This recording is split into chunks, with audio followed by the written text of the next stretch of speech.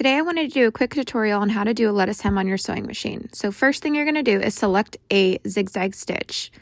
And then you're going to change the width to about 5 and the length of the stitch to 0.7.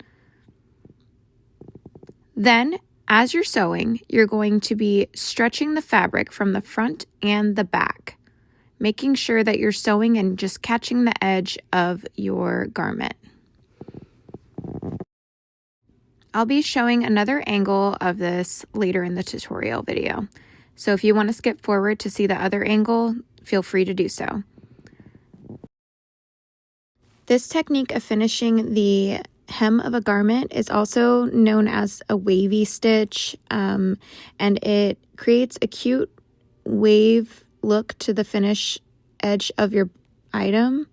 Rather than hemming, this is just a different kind of finishing touch. Keep in mind I'm doing this tutorial with a regular sewing machine.